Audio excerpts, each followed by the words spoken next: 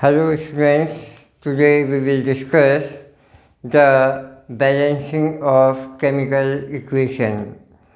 Chemical equation क्या होती है और उसकी नेसेसिटी क्यों हुई, इस सब को एक्सप्लेन करने के लिए सबसे पहले हम आते हैं केमिकल रिएक्शन पे। सबसे पहले केमिकल रिएक्शन क्या होती है? Chemical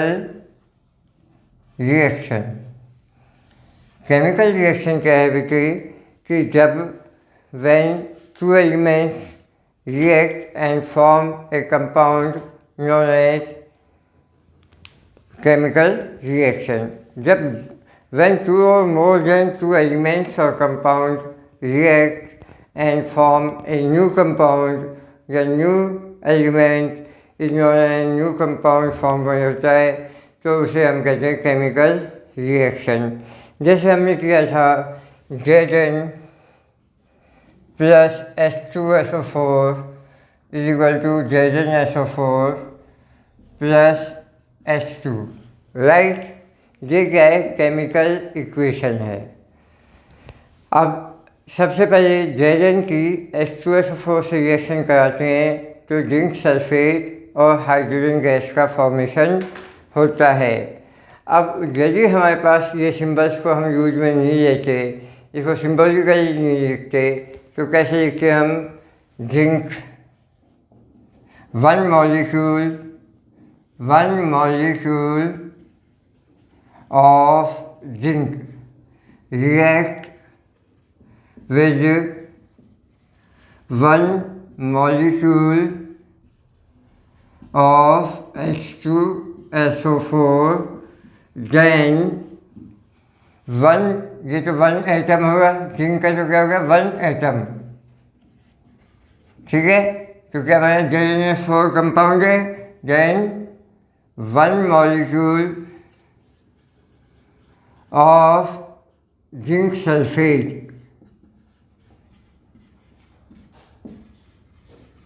and one molecule of hydrogen formed. अब ये इतनी बड़ी लैंग्वेज जो हमने काम में ली है, इसको शॉर्ट में हम इन एक लाइन में या हाफ लाइन में इस तरह से एक्सप्लेन कर सकते हैं, राइट। तो इस सब की नेसेसिटी को अपनी जो है इतनी बड़ी लैंग्वेज को शॉर्ट लैंग्वेज में करने के लिए जो रिएक्शन है उसको उनके फॉर्मूला और उनके जो है सिंबल्स के रूप में, जैसे जिंक का Zn, H2SO4 सल्फ्यूरिक एसिड, तो सल्फ्यूरिक एसिड न लिख के हमने क्या लिखा है? H2SO4। जिंक सल्फेट न लिख के हमने लिखा है ZnSO4। हाइड्रोजन न लिख के हमने लिखा है H2 हाइड्रोजन। तो कहने का मतलब ये है कि वन एटम, ये हो गया वन एटम, किसका है? इसका। वन एटम इसका है, तो ये वन एटम इसका है और ये वन एटम इसका है। तो ये आगे जो वैल्यू लिखी जाती है वो कहलाती है नंबर ऑफ एटम्स या नंबर ऑफ मॉलिक्यूल्स, और ये जो फॉर्मूला होता है अपने पास कंपाउंड का होता है। अब हम सिंपली एक बात देखते हैं, जैसे हमें की का फॉर्मेशन करना है, की जो जिंक की होती है उसका फॉर्मेशन करना है, तो उसके लिए हम क्या लेते हैं? Water, 1 cup water plus 1 spoon tea leaves, 1 spoon क्या हो गया? शुगर, और हाफ कप जो है क्या हो जाएगा? मिल्क। ये सब मिला के हमने क्या बनाया है? ये गर्म किया हमने इसको, और ये क्या बन गई हमारे पास? चाय तैयार होगी। तो 1 cup water, 1 spoon tea leaves, 1 spoon sugar और हाफ कप जो है मिल्क मिल करके हमारे पास टी का फॉर्मेशन करते हैं। तो ये होगी हमारे पास टी बनाने की इक्वेशन। अब इसमें हमारे पास क्या है? एक एरो साइन है, एरो साइन के लेफ्ट हैंड साइड में ये LHS साइड है और ये क्या है RHS राइट हैंड साइड और ये क्या है लेफ्ट हैंड साइड है। लेफ्ट हैंड साइड में जो भी होते हैं उन्हें हम कहते हैं रिएक्टेंट्स। जैसे इसमें लेफ्ट हैंड साइड में ये हैं तो ये कहलाएंगे रिएक्टेंट्स और राइट हैंड साइड में क्या कहलाएंगे प्रोडक्ट्स। राइट हैंड साइड में क्या बन जाएंगे प्रोडक्ट्स। ठीक है, तो लेफ्ट साइड में रिएक्टेंट्स आते हैं और राइट साइड में क्या आएंगे प्रोडक्ट आएंगे। और कुछ सिंबल्स होते हैं जिनको हम शॉर्ट में यूज में लेते हैं। जैसे अपने पास ये सिंबल है तो ये है गैस का और ये सिंबल है प्रेसिपिटेट का। ठीक है, ये सिंबल है हीट का। तो कुछ सिंबल्स हैं जिनको एक्वा मीन्स होता है वाटर। तो ये सिंबल्स जो है हम केमिकल इक्वेशन में काम में लाते हैं। सबसे पहले रिएक्टेंट्स क्या होते हैं, प्रोडक्ट क्या होते हैं। रिएक्टेंट क्या होते हैं, substance which take part in chemical reaction. Reactant क्या है, substance take part in chemical reaction. और दूसरा क्या होता है, प्रोडक्ट क्या होते हैं, substance form after chemical reaction known as product. अब ये तो होगी हमारे पास रिएक्शन की बात। अब आते हैं हम कुछ जो है ऐसे होते हैं प्रोडक्ट जो क्या है रिएक्शन को फास्ट कर देते हैं या रिएक्शन को स्लो कर देते हैं। उन्हें हम कहते हैं कैटलिस्ट। CATALYST कैटलिस्ट क्या होते हैं, तो वो सब्सटेंस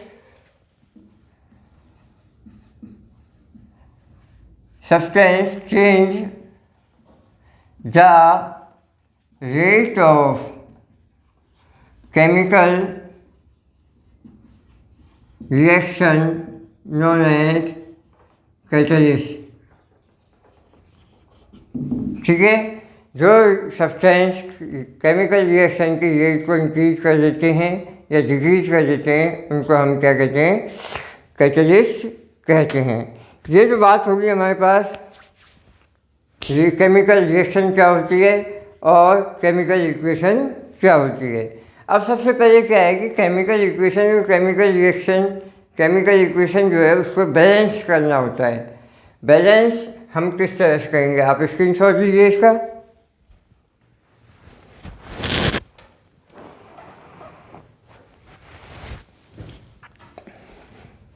अब हम लेंगे balancing of chemical equation.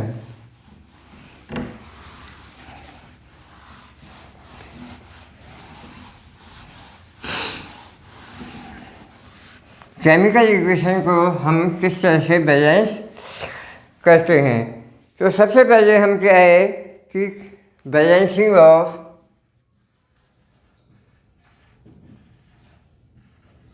Chemical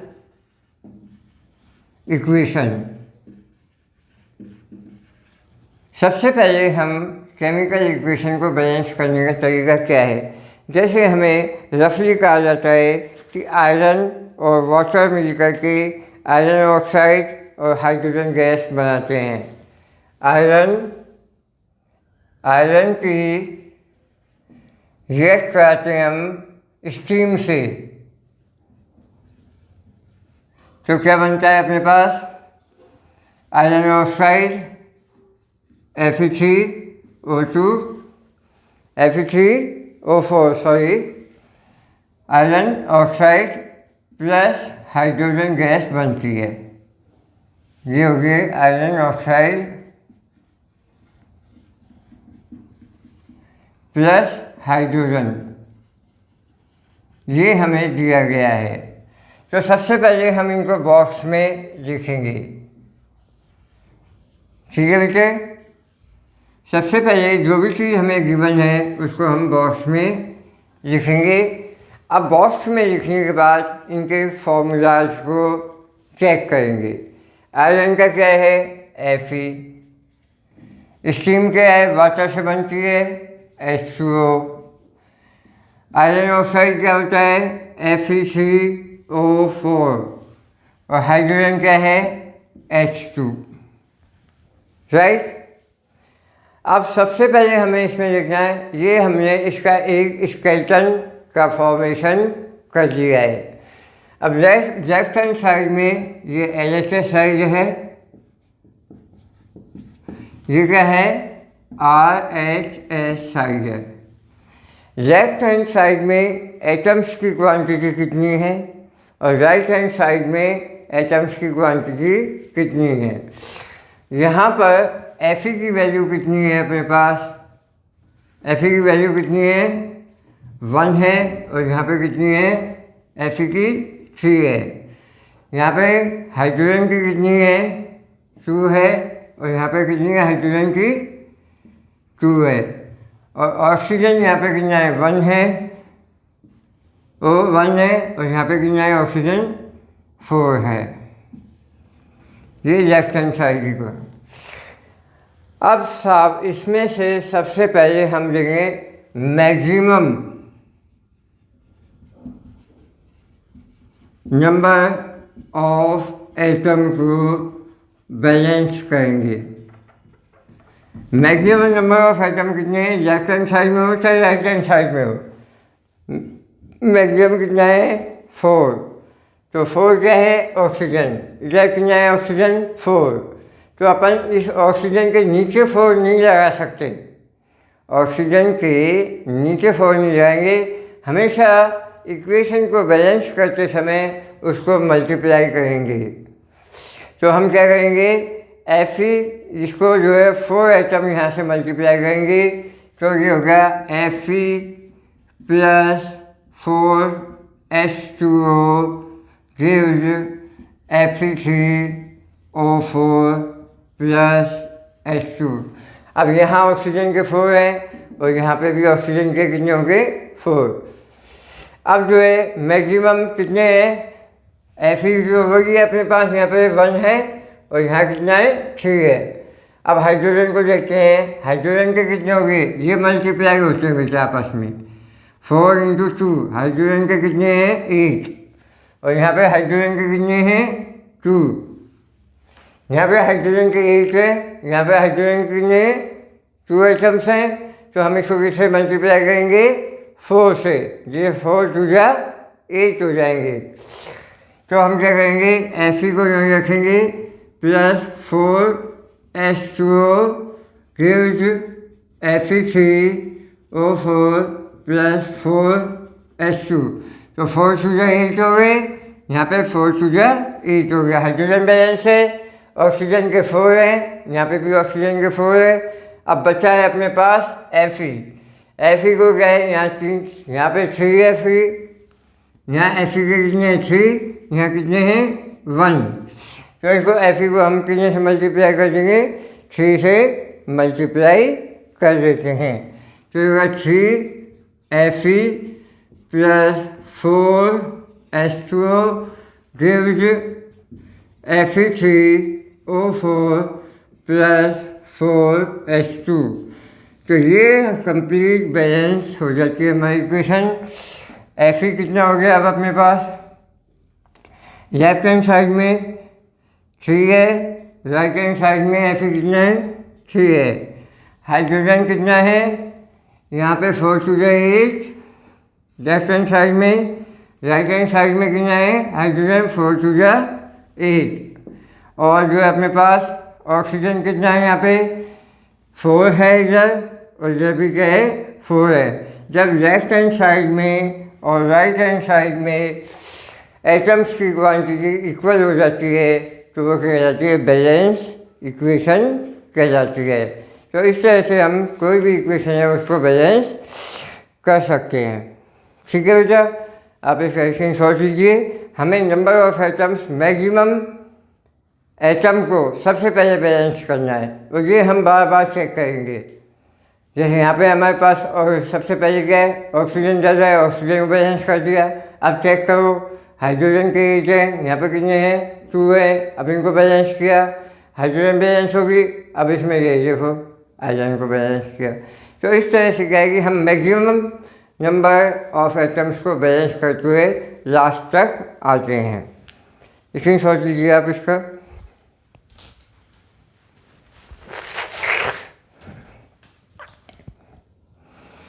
अब जैसे हम लेते हैं एक इक्वेशन लेते हैं,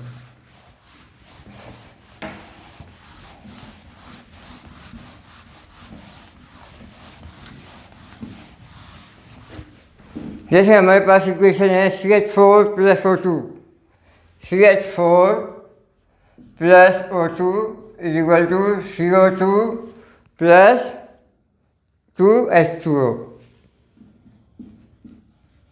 ये इक्वेशन दी गई है हमें। इसमें जो है क्या है, सबसे पहले बैलेंस के लिए हम क्या करेंगे, कार्बन देखेंगे। कार्बन कितना है, 1, इधर भी क्या है 1। हाइड्रोजन कितनी है, इधर 4 है, इधर भी 4, 2 2 4 है। इधर ऑक्सीजन कितना है, 2 है, इधर भी कितना है 2 2 4। ठीक है, इसमें ट्वाइस ऑफ O2 दिया गया है। तो इधर भी 4 है और इधर भी 4 है। तो ये इक्वेशन ऑलरेडी अपने पास क्या है, बैलेंस है। तो हम सबसे पहले डिसाइड करेंगे कि इक्वेशन बैलेंस है या नहीं है।